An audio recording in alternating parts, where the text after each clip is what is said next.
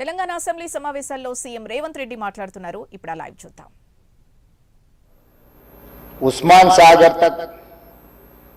उस्मान सागर से नीचे बापू घाट तक मूसी नदी आएंगे।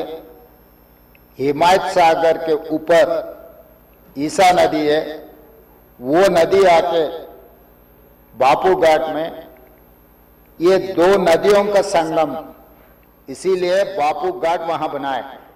कन्याकुमारी దగ్గర రెండు సముద్రాలు రెండు నదుల యొక్క సంగమం దగ్గర మహాత్మా గాంధీ గారి అస్థికలు ఏ విధంగా పెట్టినరో ఈరోజు వికారాబాదులో మొదలయ్యే మూసా, రంగారెడ్డి జిల్లాలో ఇతర ప్రాంతాల నుంచి మొదలయ్యే ఈసా నదికి సంబంధించి హిమాయత్ సాగర్ ప్రాజెక్ట్ ఉంది.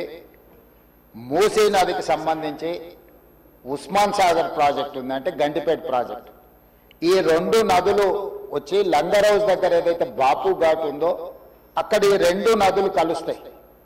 ఆ రెండు నదుల కలయిక దగ్గరనే మహాత్మా గాంధీ గారి అస్థికలను పెట్టి బాపు ఘాట్ను నిర్మించడం జరిగింది. అధ్యక్ష ఈరోజు నాగరికత నదీ పరివాహక ప్రాంతంలోనే పెరిగింది. ప్రపంచంలో ఏ నగర విస్తీర్ణమైన ఏ ప్రజల యొక్క నాగరికత అభివృద్ధి చెందిందంటే నదీ పరివాహక ప్రాంతంలోనే మానవుల యొక్క నాగరికత అభివృద్ధి చెందింది. నదీ పరివాహక ప్రాంతాలలోనే గ్రామాలు కానీ పట్టణాలు కానీ నగరాలు కానీ నిర్మించడం జరిగింది. ఈ నదీ పరివాహక ప్రాంతంలో నిర్మించిన గ్రామాలు మనకు ప్రతి ఊరు కానుకొని చెరువు ఉంటుంది. ఊరి యొక్క తాగునీరు సాగునీరు అవసరాలు తీర్చడానికి పట్టణాలలో కూడా మీరు పెద్ద పెద్ద లేకులు చూసారు. ఈరోజు హైదరాబాద్ నగరంలో కూడా కాకతీయుల నుంచి మొదలు పెడితే కులీ కుతుబ్ షాయిలు నిజాం వరకు ఈ ప్రాజెక్టులను నిర్మించడం ద్వారా ప్రజల యొక్క సాగునీరు తాగునీరు అవసరాలను తీర్చడమే కాకుండా పరిశ్రమలను ఏర్పాటు చేయడానికి కూడా ప్రణాళికబద్ధంగా ఆనాటి కాకతీయ సామ్రాజ్యం నుంచి మొదలు పెడితే చివరి నవాబ్ నిజాం నవాబు వరకు కూడా ఈ నదుల యొక్క పరివాహక ప్రాంతంలోనే ప్రాజెక్టులను కట్టడం జరిగింది. ఈరోజు మంజురా నది ఉండొచ్చు, నిజాం సాగర్ ఉండొచ్చు, లేకపోతే ట్యాంక్ బండ్ ఉండొచ్చు, ఉస్మాన్ సాగర్ ఉండొచ్చు, హిమాయత్ సాగర్ ఉండొచ్చు.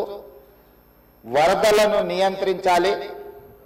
1908లో ఈ నగరం మీద వరద తుఫాను ఉప్పెనై వేలాది మందిని బలిగొన్నప్పుడు నిజాం సర్కార్, నిజాం ప్రభు మనసు చెల్లించి ఈ సమస్యకు శాశ్వత పరిష్కారం చూపించాలి అని చెప్పి ప్రపంచ స్థాయిలో ఆ రోజుల్లోనే టెండర్లు పిలిచి సాంకేతిక నిపుణులను నియమించి మోక్షగుండం విశ్వేశ్వరయ్య ద్వారా శాశ్వతంగా ఈ నగరానికి వరద ముప్పు నుంచి రక్షించడమే కాకుండా తాగునీటి సమస్యను పరిష్కరించడానికి 1908లో నిజాం సర్కార్ ఈ కార్యక్రమాన్ని ఈ ప్రాజెక్టును చేపట్టడం జరిగింది.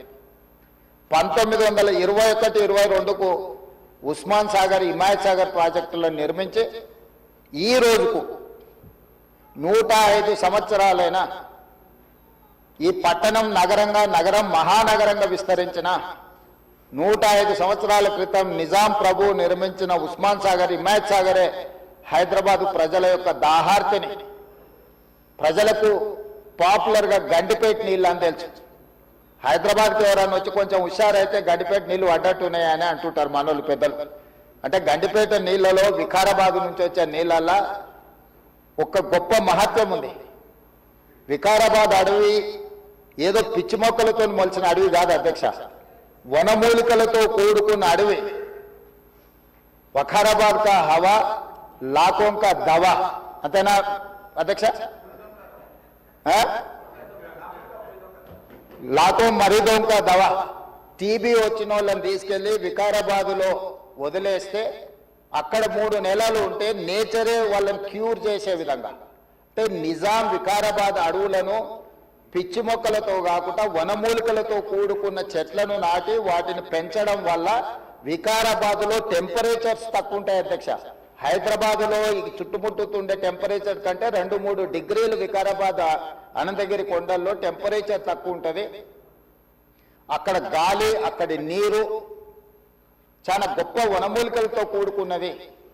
ఆ నీళ్ళే గండిపేటకు వచ్చి ఆ గండిపేట నీళ్ళే హైదరాబాద్ నగరానికి ప్రజలకు తాగడానికి ఇవ్వడం ద్వారా మన ఆరోగ్యాన్ని కాపాడడం కాకుండా మనకు తెలివితేటలను కూడా మెరుగుపరచుకోవడానికి నిజాం సర్కార్ ఇవన్నీ ఏర్పాటు చేసింది అధ్యక్ష. కాలక్రమేణా స్వతంత్రం వచ్చింది, సాంకేతిక నైపుణ్యం పెరిగింది. సాంకేతిక నైపుణ్యంతో నగరాలు అభివృద్ధి చెంది జలవనరులను కాపాడుకోవాల్సిన మనము ఆ దిశగా ప్రయాణం చేయలే అధ్యక్ష. శాశ్వత సమస్యలు పరిష్కరించి మన ఆరోగ్యాన్ని కాపాడే జలవనరులను కలుషితం చేయడమే కాకుండా కబ్జాలు పెట్టి ఫామ్ హౌజులు కట్టి ఫామ్ హౌస్లో డ్రైనేజ్ లైన్లు తీసుకెళ్లి ఈ గండిపేట హిమాయత్ సాగర్ కలిపింది అధ్యక్ష. ఆగర్భ శ్రీమంతులు కట్టుకున్న ఫామ్ హౌజుల్లో ఉన్న డ్రైనేజ్ కనెక్షన్స్ తీసుకెళ్లి గండిపేటకు హిమాయత్ సాగర్కు కనెక్ట్ చేస్తే వాళ్ళ మీద ఉక్కుపాదం మోపి అన్నిటిని కూలగొట్టి లక్షలాది నగరంలో ప్రజలు తాగే నీళ్లను కలుషితం చేస్తే ఎవరిని క్షమించమని చెప్పి మా ప్రభుత్వం వచ్చిన తర్వాత కఠినమైన చర్యలు తీసుకున్నది అధ్యక్ష. దాని మీద ఎన్నో విమర్శలు వచ్చినాయి. జన్వాడలో ఫామ్ హౌజులు, మొయినాబాద్లో ఫామ్ హౌజులు కట్టుకున్న వాళ్ళు నా మీద దాడి చేసి